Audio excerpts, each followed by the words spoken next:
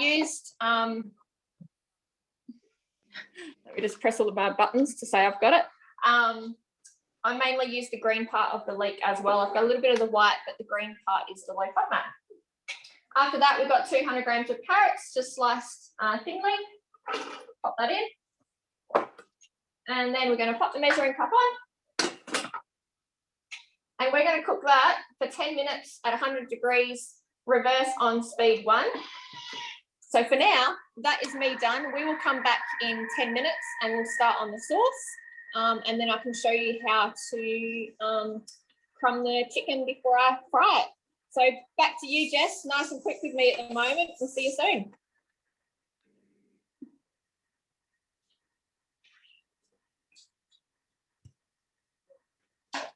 All right.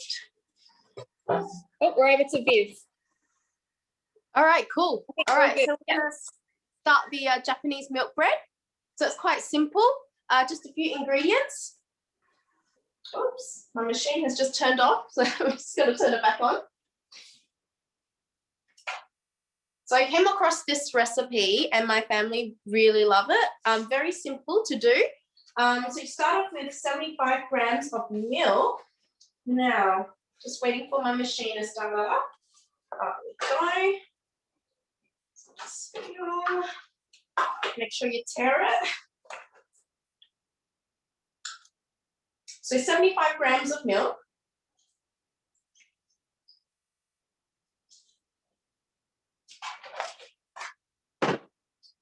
And then 30 grams of butter. Oops, I forgot to tear that. Sorry, everyone. I'm gonna grab that butter out and just tear it. Do that with my trusty chopsticks. Okay. So 30 grams of butter.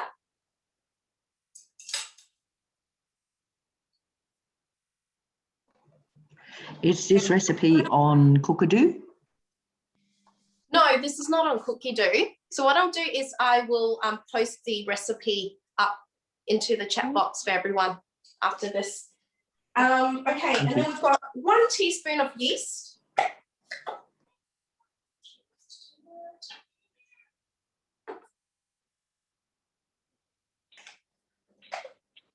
And then we've got 20 grams of sugar.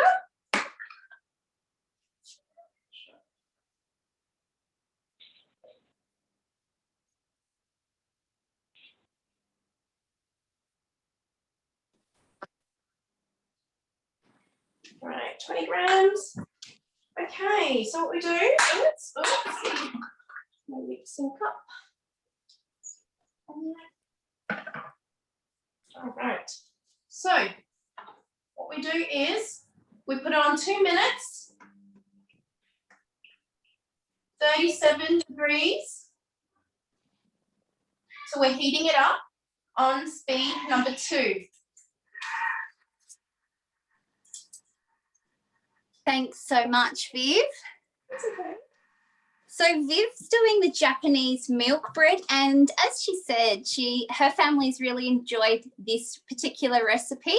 And Viv's just joined the team as a consultant. So thank you so much, Viv, for jumping on today and presenting with us. Okay. You're doing really well. Now, if anybody else would like to have here, I'll just take it off you, Viv.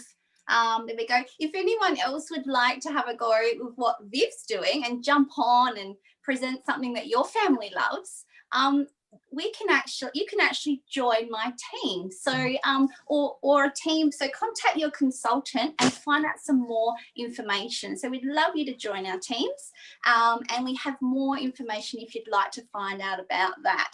Now, for anyone who is on today and you don't have a Thermomix, or maybe you might like to upgrade and get another Thermomix to help you out in your kitchen, we have 36 months interest-free at the moment. So that means it's $16.86 a week. So it's an amazing time to get a TM6 onto your bench, and an amazing time to earn one, because we have half price business kit, It's only $62.50 for the month of July. So we might talk about that a bit more later on when we've got some time. But I reckon Viv's 2 minutes might be up soon. Jess, Yeah, we've got around 20 seconds. Jess, Deb has asked what the difference is between the milk bread and a standard bread. She's keen to try it. So maybe maybe Viv can explain if you want the difference. What's the difference between what, sorry? Normal bread and the Japanese bread. The main difference would be it's so soft, isn't it, Viv? It is very soft with the milk. In Japan, they have such soft bread, and they love their Western foods as well, and their lovely soft breads. And their toast is very soft and big as well. So the influence of different countries has come to Japan. Yeah.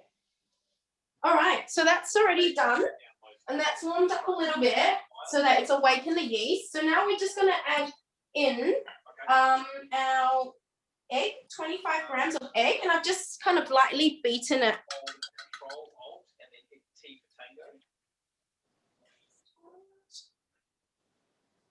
Yep, that should bring up a terminal, like a black window. So we'll just get everyone to mute if you're not presenting, please. Charlie Delta. I think I got you. 25 grams of egg there. We've got about a quarter of a teaspoon of salt. Just gonna wing the salt. And then we've got 160 grams of baker's flour, so bread flour, just tear that.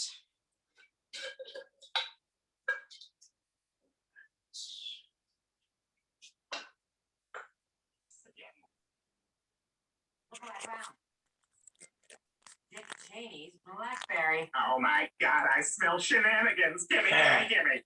Okay, I think someone's is unmuted with some loud sort of funny TV going on. So we will just ask everyone to mute. Sorry. Alrighty. So the next step is quite simple. We just go to the dough function. Have it on for 3 minutes. And let it knead. Turn the dial, let it knead for 3 minutes. While it's kneading, I've already got pre-made proof dough, so I'll grab that. I'd love to hear in the chat box if anyone has already been making bread during the last couple of days in your Thermomix. So I've got the pre-made one already.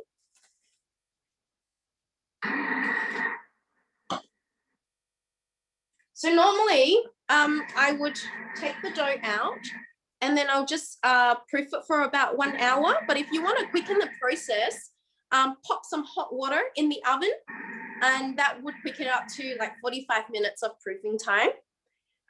So yeah, so that's what I do. And then I'll just take it out. So I'll just get rid of the air out of the dough, just kind of punch it down a little bit. Take it out.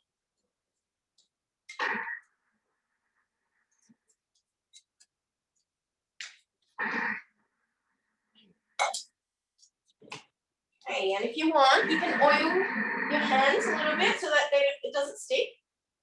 Just with this type of milk bread, it can be quite wet and sticky. So just oil your hands a little bit. I'll kind of knead it a little bit. And then just divide it into about 5 equal portions. So I usually weigh it, so it's about 55 grams a portion. So usually in my machine, I do 3 batches, like 3 times of what I'm showing you right now, and that will be fine in the machine. Just knead it for about 5 minutes, so just a bit longer in the machine. Okay, so I'm going to show you how I shape the dough. Hopefully you can see from there. So I just roll it into a long can see. Just roll it into like a long shape like that. Make sure the ends are a bit thinner. Just take a Frankfurt sausage. Just show you up close. And I just wrap it around. Just something like that. You can see. Yeah, that's so cute, Viv. It's great to see you doing it too. Yeah, my kids love it a lot. And usually when I do 3 batches, so 3 times of this, it goes finishes up the next day. So the dough's done. I'm just going to quickly take this one out and show you. So the dough's quite sticky. Let's turn it up. You look like a pro, Viv, twisting the blades there, scraping out the bowl. I've just Good on been you. making a lot of bread since I've got the Thermi. So everyone, Viv literally got her Thermomix about, was it 3 weeks ago or 4 weeks ago, Viv? 3 weeks ago, about 3, Only 3 weeks ago. And I'd love to share with you guys that Viv actually joined our Earn program. And that means she joined to earn her Thermomix instead of paying for it. And Viv has actually already achieved that in less than 3 weeks. So congratulations, Viv. Thank you. I'm really enjoying it. Oh, it's so good to have you on the team, and I'm so lucky to work with talented women like everyone here. And yeah, I'd love to welcome any more talented people to the team. And even if you're not talented, what happens is we work together so you can learn. So you don't have to present. We've got 20 in our team, and we've got 4 presenting today. So you definitely don't have to present, but you can if you want to get out of your comfort zone and learn some new things and then share them with others. So they look so cute, Viv. And in the Japanese pan-ya-san, in the bakery, they have all these different types of pan or bread, don't they? They have little custard breads. Right. And all kinds of ones. So how many will you be making there? How many would that batch make? So one batch you can make about 5. Awesome. 5. Yeah, so normally 5.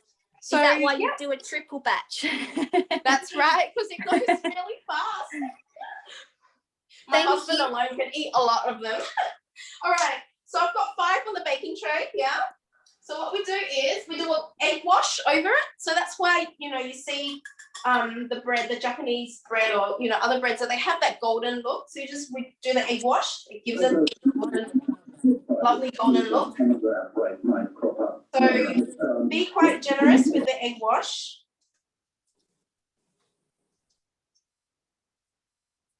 And then that takes about 12 minutes, 12 to 15 minutes to bake on a 180 degrees oven. So it just depends on your oven. So sometimes mine, if I do a big, quite a lot, it takes about 15 minutes. But I reckon these won't take that long because we've only got 5, so maybe 12 minutes. So you can come back to me later, Jess, and I'll show you the end result of the bread. Sure. Thank you so much, Viv. And that was great to see just how easy that is and how easy the Thermomix makes making bread, and Japanese bread at that. Now I can see in the chat box that other people have been making breads as well. The 5-seed bread and some focaccia Gay's been making, and Deb's been making some sourdough and focaccia. Susan's made butter and used the buttermilk to make the soft butter rolls from cookie dough, and they could be that dough might be quite similar to the one that Viv's just made for us. So okay, thank you very much for sharing there. I reckon what we can do now is jump back to see the curry that Donna's making. Is that right, Donna? Yep. So Donna's making the curry mixture now. There we go. Yeah. So yeah, we've just sauteed the carrots and the onion, which was leek in my case, for the chicken katsu curry. So that's sauteed for 10 minutes, and now we'll get started on the sauce. So the next step is a tablespoon of curry powder. I've actually reduced mine to half a tablespoon. Some curry powder can be quite strong. And if you don't have curry powder on hand, you can make it. There is a cookie dough recipe. This one is a bought one. When that's gone, I can make it. I have to be careful because a lot of them have garlic in it. So this one doesn't, thankfully. But the next one that I make is on cookie dough. And then, yeah, you know what's in it. And it's just so much more fragrant when you make your own spice mixes. If you make your own spice mixes, I'd love to hear what kind you make. 45 grams of plain flour. This one is gluten-free plain flour. All right, got 2 flours here, just making sure, grabbing the right bowl. And then we're going to pop the green cup on for a sec. And we are going to give that a mix at 100 degrees just for 1 minute. So katsu, I did a quick search on katsu because I didn't know what katsu meant, and hopefully what I Googled was correct. And katsu is simply crispy fried cutlet of meat or seafood. And usually it's in a panko breadcrumb, and that's all katsu is. So there we go. So it's just crispy fried chicken in that case today with the curry soup. So there's my little Japanese knowledge for the day. That's about all I have. I'm sorry. That's okay, Donna. I can tell people a bit more if you like, or is the minute nearly up? Oh, 20 seconds left. That's it. This was just a quick mix. But yeah, that was my quick research. So awesome. And they do love spice mixes. Has anyone said any spice mixes that we've made? Somebody's just finished making miso soup with chicken, and it was perfect. That's so good. Now, the Japanese love these kind of schnitzel, or they call it, like cutlet. That's where the word katsu comes from. They do love it with their tonkatsu, which is the pork one, which would be covered in panko, the breadcrumbs. This one's a chicken katsu. I just want to show you quickly. So that's just the carrot and the leek and the curry powder before I make all the soup. So that's what it looks like at the moment. And can I tell you, that smells amazing. I could possibly just eat it like that. It's actually really good. But anyway, we better keep going because, you know, this is actually my dinner tonight. The great thing about these live, I'm cooking my own dinner while you watch. We got 500 grams of water. And I've only made this dish once before. I didn't get enough water. Hang on 2 seconds. No worries. I made it a while ago. I think you recommended it originally, Jess, this recipe. Yeah. I'm sure I've made this version. You can actually double the sauce, which is awesome. So you literally, I doubled everything, the carrot, the onion, the water. I think I didn't double the curry powder. So you can actually double it if you wish. Yeah. We got 2 teaspoons of chicken stock paste, which is from Cookie Dough. I'm just using veggie stock paste. It's what I have on hand. And again, it's a low FODMAP one. So I use leek in that one instead of celery, and no onion or garlic again. Honey is somewhere. I'm using rice malt syrup. There it is. You could also use a maple syrup, but we are using rice malt today. Tip that in. There we go. Oh, I'm going to have rice malt syrup everywhere. Tidy it up later. It's a joy with these. You can't see my mess behind the screen. 15 grams of Japanese soy sauce. My other little bit of research. I am using a gluten-free tamari because I'm gluten intolerant. The difference, what I found, was your standard soy sauces are made 100% from soy, and your Japanese ones are usually a 50-50 of soy and wheat, and are usually a lot sweeter. So there you go. And the tamari is closer to your standard soy sauce. There you go. That was my last little thing because I wanted to know what the difference was. Good on you, Donna, doing some research for us. The Japanese dishes typically do have a little bit of a sweetness in pretty much everything. It's usually a tiny bit. We got some garam masala, just half a teaspoon. Again, that is a recipe off of Cookie Dough, and I love it because you can reduce the peppercorns in it. So if you find at the shops the garam masala, you can get pepper-free ones, but if you find that you can't find that, just make your own and reduce the pepper, and it's not as hot. 1 dried bay leaf. And then we are going to pop the simmering basket on top instead of the measuring cup to allow some more steam to come through and reduce the splatter. And that's going to get cooked for 15 minutes. While that is cooking, I can actually go into recipe detail and look up the next steps. And my next steps is to get the panko breadcrumbs ready, which in this case, I've just blitzed some gluten-free bread. We need some flour and an egg. So I'll just do one of these chicken breasts quickly, Jess, and then show you how quickly just do a quick coating.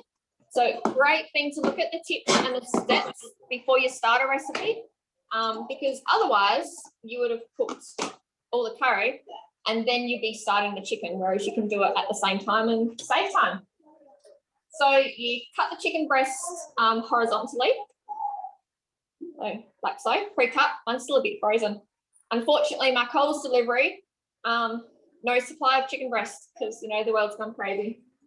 You then want to, which way are we doing it? In the flour first.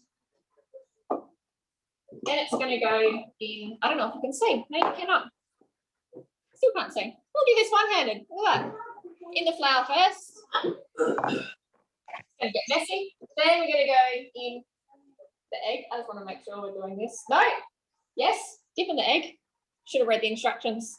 This is why I like guided cooking, because I read it and now I have to actually read the recipe. So go in the egg. And then we're going to go straight into my panko breadcrumbs, which I know you can't see, but I can't pick it up now. I'll show you. And that's just, there's 100 grams of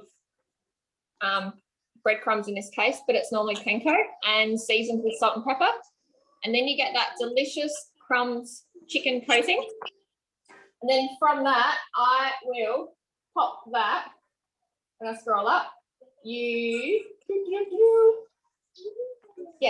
fry that in a frying pan, 1 to 2 minutes each side, and then it goes in the oven 200 degrees for around 15 minutes. So I'll continue on with these. I'll point out as well that while the curry is cooking, I am lucky that I have 2 Thermomixes. So one of the next steps is to get your rice cooking. So I've actually already got that on just to save time. So I'll come back at the end when everything's ready and we can plate up, if that's okay, Jess. Can't touch it. Sounds perfect. We'll leave you with your chicken hands. And it's great that Donna's showing us this, because this chicken katsu curry recipe, the flavour is spot on with what they have in Japan. You typically, if you're familiar with this curry, you can buy, I think it's called golden curry. It's in a box, a yellowish type box in the Asian section of the supermarkets. When I turned over the packet, it had a few undesirable ingredients that I didn't know about when I lived in Japan. I was using those blocks of curry paste quite a bit when I wanted a curry. So this was fantastic that we found this recipe. It's in Cookie Dough, and it's the flavour's spot on with those few simple ingredients that Donna's popped into the curry. And as I said, you can double it, so double the sauce. So thank you, Donna. Now this dish, Sally's just asked this dish the name. It's called chicken katsu curry. Right at the beginning I've popped that link, but I'll pop it in again because you might not have been here when that came. There we go. And what we're going to do next is we're going to do a few condiments with Joy, and we'll hopefully Joy's tech is going to cooperate with us. Let's hear from Joy. Hello, can you hear me properly now? Yeah. Good. Okay. I just wanted to give a quick little cleaning tip that some of you might already know anyway. But I've got 3.5 bowls, and I'm pretty much, and 2 machines, pretty much always cooking something in them. So I chuck my bowls in the microwave, the dishwasher, and but with the dishwasher, some are for and against it. I just wanted to say I pop my bowl on one of these mats and get the water out of the tins, and then before I put it in the machine, I just make sure there's no water there. But once a week or thereabouts, you should take it all apart and give it a really good clean in the sink and not be so lazy. So I'm going to be making furikake. I think I've said that right, Jess? We pronounce it furikake. Furikake. I'm not even going to go there. All right. But furikake's fine. All right. So, what we're going to do is roast some sesame seeds, which will take, without a measuring cup, which will take 3 minutes. So I love some of the names in Japan. I actually have been there a couple of times or a few times myself. And we usually went to South Korea, so we would base ourselves in Fukuoka. And yeah, you can imagine some of the jokes that we used to make about Fukuoka. And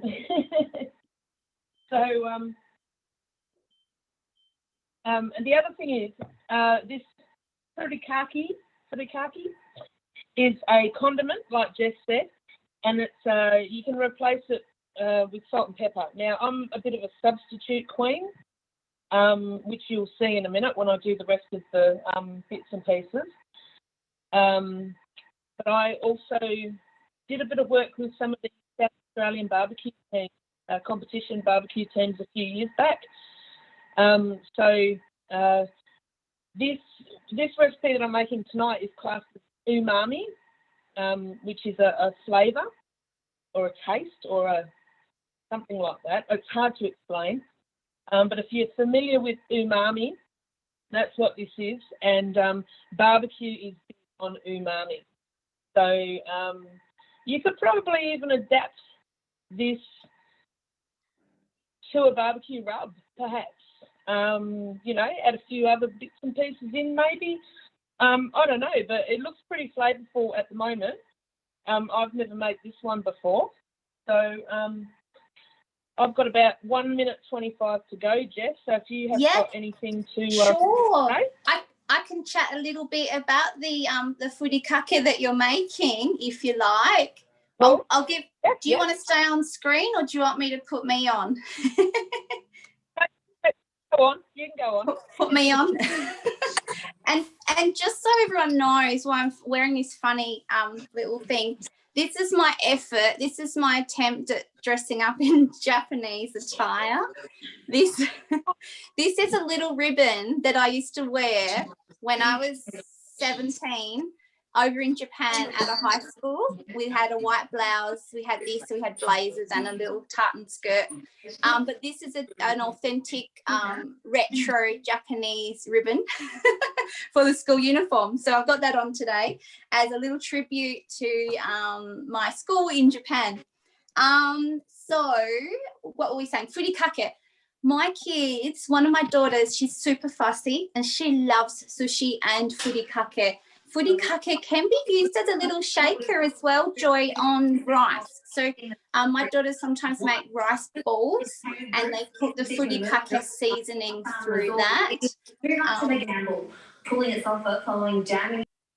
We'll just mute someone who had the news on. There we go. The furikake can be used just on plain rice, which is what my daughters do. Or it could be used on like salmon or vegetables as well to spice up your dish. Now you spell that. I've written it above furikake. I'll write it in again, but I think Joy's done. We'll go over to Joy. I spoke too much. I spoke too much about my little ribbon. So the sesame seeds are toasted, so I'll just put them aside. And next to go in is a bit of salt. And then some nori sheets cut into pieces. Now, I didn't have any nori, but I buy these as a bit of a snack, try and lose some weight, whatever. So I'm guesstimating that 2 packets of these are about equivalent to 2 sheets of Norris. And then we've got 20 grams of bonito flakes. I buy them in Murray Bridge. I'm in Manham, so I buy these in Murray Bridge. Can't remember the name of the place, but they've got a shop in Mount Barker as well. Jess might remember it. So they're like fish. Bonito is a fish. So they're like fish flakes. So 20 grams of that. And then now I actually thought I had some dried shrimp, but I don't. So what I'm going to use is some fried shallots, which is a bit of an Asian type thing. I usually use it in my congee. So pop that in. Oh, and it's pasta sugar, which is optional. But like Jess said, everything's a little bit sweet in Japan. So this is just going to take 10 seconds. Now we've got a question, how long does it last for? And to be honest, I think we better check the recipe and see if it says how long it will last for. I've got mine in my spice rack because they're all dry ingredients. There's nothing, yeah, so I'm thinking it might be similar. Jess, I think it said 2 weeks in an airtight container. Yeah. I used to run a Cookie Dough. It's on Cookie I used to Dough run and a powder. it's 2 months. 2 months. Yeah. Oh, 2 months, sorry. Good. But I used to run a food business which was making powdered foods, hence the barbecue rub knowledge. And another way to prolong the life is to put it in an airtight container and put it in the freezer. So we'll add the sesame seeds.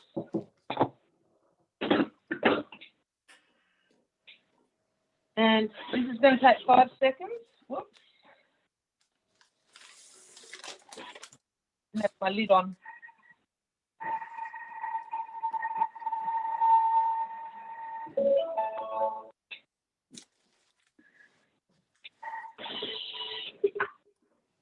So I knew it was 2 something. So, I like making a mess. And we've got Beautiful, and that will add that umami flavor like you said, and that's a really popular taste or flavor that they use a lot in Japan, don't they? Thank you, Joy. I think I'm making right. You've got lots of that to use up now. Lucky it's 2 months and not 2 weeks. Thank you, Joy. Was that everything that you'd like to present? Yeah. Thank you so much. Thanks, Jess. Thanks for those tips as well, and that is great. I will. Thank Viv's bread is ready. However, I better get the sushi happening so we can finish on time. I've just remembered to heat my water up. So let's start from the beginning. We'll do sushi and then we'll see Viv's bread, and we'll also see Donna's curry and chicken at the end. Okay, so my girls love sushi and they were kind of brought up at the sushi train.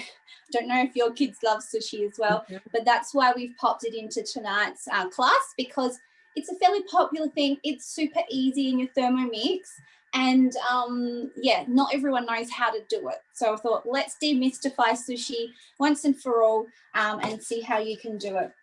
So the first thing to note is you're going to cook your rice first, and there is a sushi rice recipe in Cookie Dough. So I'll pop that link in below, unless Donna beats me to it, which would be awesome, Donna.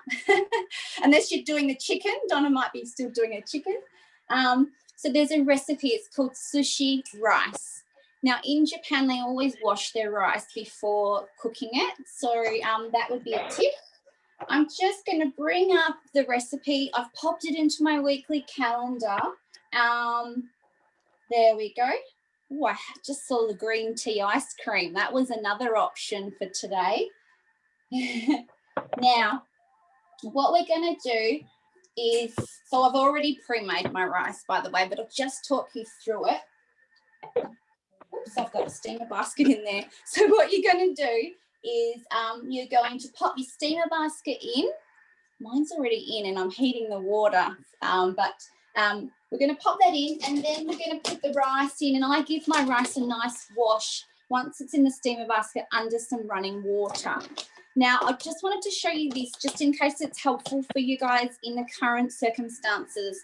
I buy some things in bulk from Honest to Goodness, and this one is Australian sushi rice. It's 5 kilos, and I'm not going to be running out in a hurry.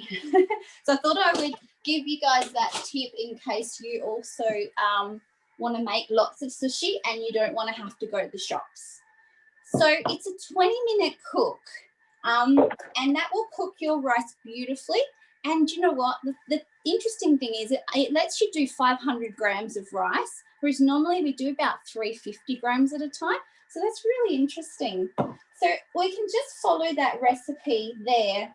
Now, what I do at the end of the 20-minute cook is I actually put some omelette on. So I wanted to show you how you can make the Japanese omelette with your Thermomix while you're cooking the rice. Because do you like egg? Have you guys had egg in your sushi before? Does anyone like the Japanese omelette in their sushi? Yep. Yep. Awesome. So there are a few different ways you can do it. In the last 5 minutes, you could stop your Thermomix and then we can pop the omelette on top. Or if you don't want to do it that way, you could just cook it another 5 minutes at the end, which is what I'm essentially doing because I've already cooked my rice. I'll show you that in just a moment. So once you've cooked your rice and you take it out of your Thermomix, you want to let it cool down. And in Japan, they would use a fan and they'd get the children, or me, the exchange student, to cool it down with a fan. So I just made this before the class and it has cooled down. I gave it a nice stir. Get your kids to stir and cool it down. Now, within the sushi recipe, oops, I'll just bring that back up because I just exited it. In the sushi recipe, it's going to prompt you to make a seasoning. And as we said before, there is a little bit of sugar. What the recipe says is 2 teaspoons of caster sugar, 4 tablespoons of rice vinegar. So you could use rice wine vinegar if you wish. Or I often actually adapt it to think that I'm doing it a tiny bit healthier, and I use apple cider vinegar and I use coconut sugar. So let's do that. So it was a little bit of coconut sugar. So we'll put 2 teaspoons of sugar into a container and 4 tablespoons. So double, 4 tablespoons. Let's bring it down a little. I'm going to use apple cider vinegar because then I just feel like I'm doing something healthy. Does that happen to you guys? Try and be healthy where you can. There we go. So I'm just going to give that a stir, and this is going to sweeten our rice. Have you noticed that the sushi that you buy at the shops is a little bit sweet? Yeah. So this is a bit brown because of the coconut sugar, but that's okay. My kids were used to brown custard when they were little instead of yellow. Everything had a tinge of brown because I had a fondness of coconut sugar. Going to mix that around and give it a little bit of a mix. Usually that's the kids' job. Give that a nice mix. That's going to flavour your rice. I do tend to do that while it's still warm. And then you don't want to fold your sushi or wrap your sushi until the rice is soft. So what we want to do is I've just heated that water then, just as we're starting there. And I've got my varoma. So imagine your rice is still cooking in there. You can do your omelette at the same time. And make it a tiny bit sweet. Now my mum's going to know why I like Japanese food. She thinks I have a sweet tooth. I'm popping a little bit of maple syrup into the omelette. I'm just going to pour, that was probably a teaspoon. There we go. And that was, this is 5 eggs. Okay. Now, has anyone made an omelette before with their Thermomix? Oh, I've tried. I've just wet some baking paper. Just gonna let Geraldine in. Someone's got dogs. Is that you, Joy? Excuse me. So I've just wet some baking paper, not too thick, not too wide, sorry, because you don't want to cover your you don't want to cover the steaming vent. So I've got it about like that. So it's about 3/4 of the way up, but not fully covering, otherwise your omelette's not going to cook. So I've whisked up 5 eggs and I'm going to pour that onto the tray. There we go. And these will only need 5 minutes to cook. There we go. But I'll show you how to wrap the sushi. There we go, before that. So imagine you were still using that sushi recipe. It's actually cooking at the sushi rice recipe. It's actually cooking at 100 degrees. So all you want to do is change it to Varoma, and that will get enough steam for you. So I'll just set it for about 5 minutes and we'll set that going. So I usually pop the egg on just in the last 5 minutes, or if I've missed the 5 minutes, I'll just pop it on for another 5 minutes. Just so, just make sure you got enough water, which you will do because rice always needs a good liter of water. So that's going to make our omelette. I can't wait to show you what that looks like. But first of all, you're probably wondering how to roll your sushi. So we'll do one of those now, so that you can see how to do that. And then we'll show you the omelette after. Alrighty, so we've got some seaweed. There we go, the nori seaweed. And usually at home, we just put a plate, the kids just grab a plate, put the seaweed down. Now that's the shiny side goes down, the rough side goes up, and there's some little lines, so you could probably put the lines horizontally as well. Sometimes the kids make it on a mat like this. So I might do it on the mat just because it's nice and flat. Alrighty, and then what you want to do is grab your rice, finish stirring through the mixture. Now, let's get my spoon. I'm going to pop lots of rice onto your seaweed. We want to leave about 1 centimetre at the end far away from you so that we can sort of close the roll easily. And I usually make a little bit of a tunnel for your filling to go in, about a couple of centimetres from the end closest to you. So then this is a great family dish. The kids can all put their own fillings in and they can literally make it themselves. I have my kids and stepdaughters all able to make this dish, and it's a great one. It's a bit like pizza night. You just sort of put the rice on, and that's pretty much all you have to do. Alrighty, so you can see that I've got a bit of a gap here on that end, and this end, what I do is I flatten all the rice on, try and cover all to the edges, okay, and then I make a tunnel about here, and that's where I'm going to put the filling. So you might want to put salmon or avocado or whatever you want. We usually put cucumber, avocado, egg, and then the tuna mayo. Your cucumber, just cut it, get the kids or yourself to cut it up really thin, as thin as you can. You can then place that in the tunnel as much as you want, nice and thin. There we go. Now, Someone in the waiting room. There's people been coming and going all day. Now I've just opened a tin of tuna, and I actually have some Kewpie mayonnaise that I made the other day. It's really yellow from the egg, and I did put coconut sugar in it. That's probably coloured as well. And that might be a bit too much mayo, but I love putting lots of mayo in. So this was Kewpie mayonnaise from Cookie Do as well. I will send all recipes to everyone. We just, I open the tin of tuna and then the kids mix in the mayonnaise. It's really simple. Nice and creamy is a good mixture. That looks great. This wasn't quite a full tin of tuna. No, it's all right. Jess, how long does that mayonnaise last? I've got the few just. Oh, a question.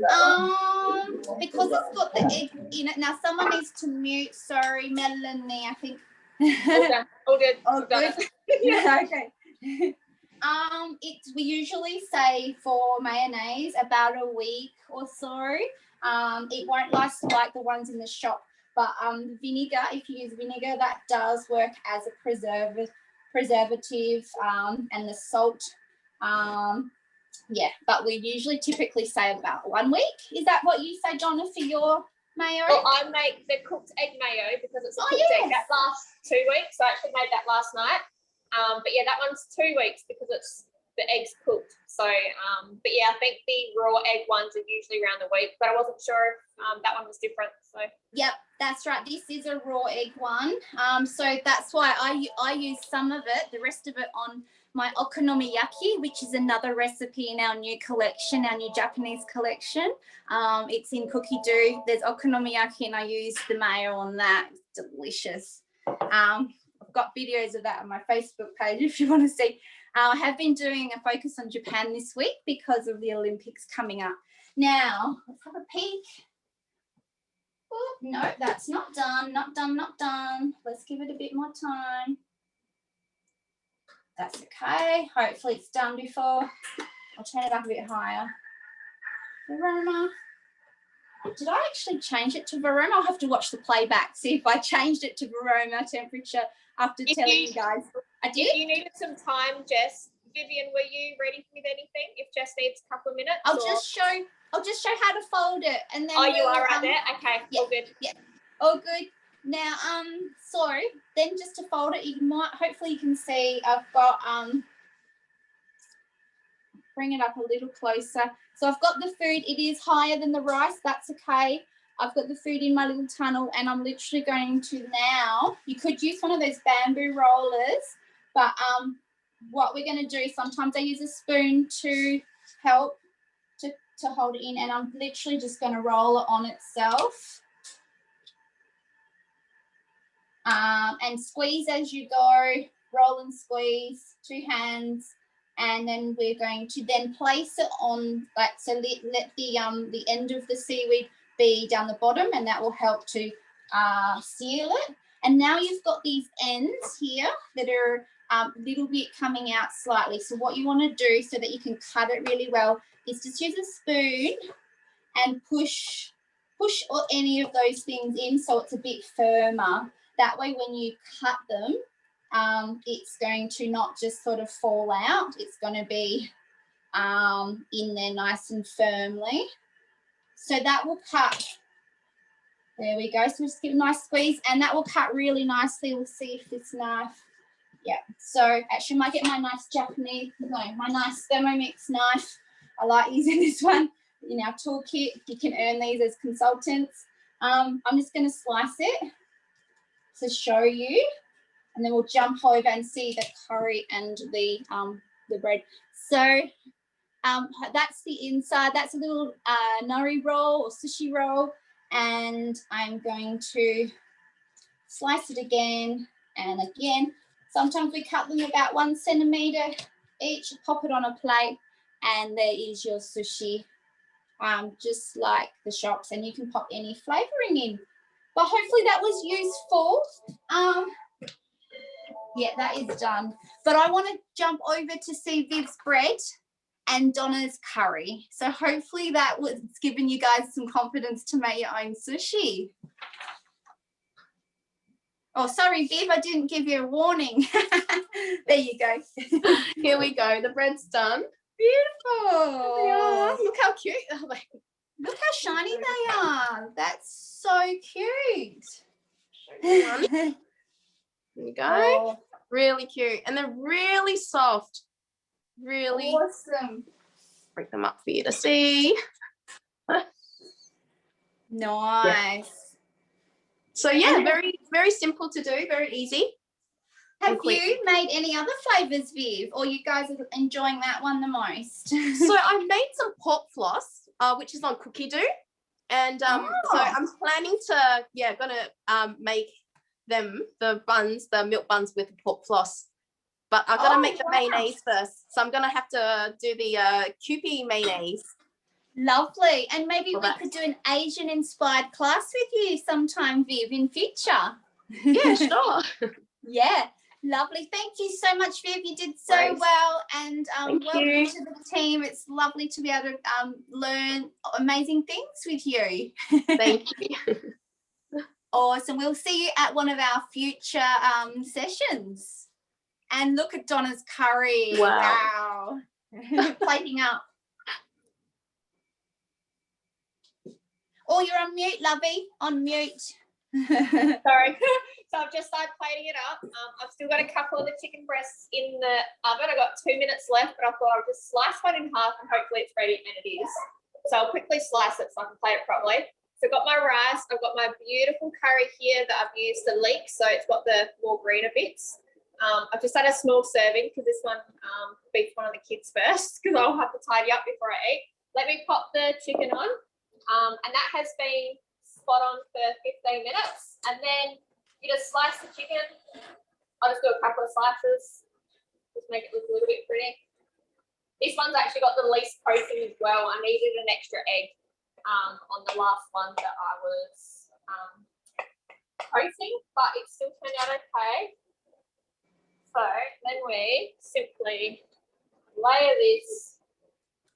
Should have done it in the other order, but that's okay. I can't let my perfectionism come into this at the moment. No, Donna, they actually serve it with the chicken on top of the curry, so that's perfect. It is. No, as in I haven't done the chicken in the cut order. I So there see we what you mean. go. Well, Great to see well that. done. Well done, Donna. That looks absolutely delicious. It's such a hearty one. It's not too spicy, and you can lower the curry powder if you wish to suit your needs. And it makes, I just want to show, this is actually one of the old thermo servers, but it's half full. Like it does actually make, you said that you double your sauce. I didn't, but there is still quite a lot there. So that will easily feed us four, and I reckon we'll have a lunch for tomorrow as well. Lots of rice, so very easy. I'm excited for dinner. I'm glad I chose this dish. I hope you like it. And did you decrease the curry, Donna? I did good. half because this one's got lots of pepper in it, so I did half a tablespoon instead of that. Hang on. I think I had 2 in the Let recipe. me That's fill it, good. And it's good. That is good. perfect. Yeah. Oh, good. And it's I might repeat this one. Yeah. Well, I'll let you go feed your kids. Dinner's ready at your house. It is. Awesome. And I want to show everyone the omelette, what it's looking like and how to chop it up. Thank you so much, Donna, for presenting today. The Flying Flamingos are putting on more sessions, and we'll get links to those of you who would like to go to those. And we'll be putting on a dairy-free, gluten-free. We'll be doing fermentation if all goes well, and maybe something else later in the week. However, you've all probably got links to all of our other traveling series, which is coming up over the next couple of days. Still spotlighted, Jess. I know, I love looking at you. You're talking. You're just don't going to want let to me see eat otherwise. They don't need to see my face again, do they? Here's my sushi, and I just want to show you what happens with the omelette. But thank you so much, everyone, for coming along. I hope you guys have got some tips. One tip is to open your varoma away from you so you don't get steam in your face. And we must point out that cookbook that's in the background, shouldn't we, Donna? Because that cookbook is now a gift with purchase with the TM6 this month. So we can look at that a bit later. Now this, look how yellow it is. That is the eggs. And I'll show you how to fold. That's all cooked now. It wasn't cooked the first time I peeked. So that's usually just 5 minutes. And what I do is I fold it up first and then I slice it thinly. That way you're going to be able to pop it through your sushi as well. Because I've got one vegetarian daughter and I'm largely vegetarian, we like to put some egg in. Now it's very hot, just a sec, but that comes off really easily. And then I just fold it once and then twice, and then and then I always remember my sister seeing me do that on screen, and I had phone in one hand and I managed to do that one-handed, and it worked perfectly one-handed. Anyway, so then you're going to use a knife and slice it as pretty thin. And this is the technique you would do for a few different Japanese dishes, like some of their ramen dishes, some of their summer ones where they have cold noodles. They will have very thinly sliced egg, and this is the way I do it in the Thermomix. So there we go. That's our sliced egg, and then you can see how thin it is. Then you can pop that in instead of the tuna if you're vegetarian. So hopefully that makes sense. There we go. And you can put furikake on your rice too if you wanted to add that to make rice balls, or to your sushi, to flavour your sushi. Alrighty, now as you can tell, we love the Japanese food, and if you'd like to see more, please contact your consultant and you could cook more with them. And if you've brought a guest today, talk to your consultant to find out if you qualify for host rewards. To qualify for host rewards, these 2 guests, they can watch virtually, or it's 1 guest if they choose to invest in a Thermomix, and then you get host rewards, which is awesome. So thank you, everyone. We've just gone 7 minutes over. Do I need to show anybody else, or that's all done? Everyone's showing me everything. No last words. Stay well, everybody, and take care. And Thermomix on. Keep calm and Thermomix on. We're so lucky to have these and be able to whip up anything we want, aren't we? So take care, stay warm, and happy days to everybody.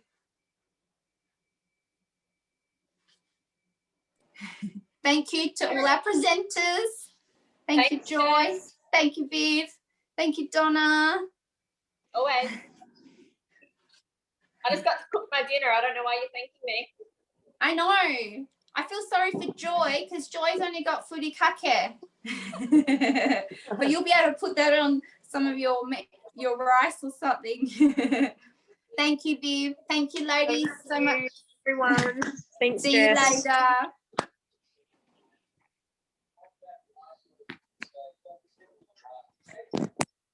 I'll just hang for a bit, Jess. I'm going to end the meeting, I reckon. I shall end the recording.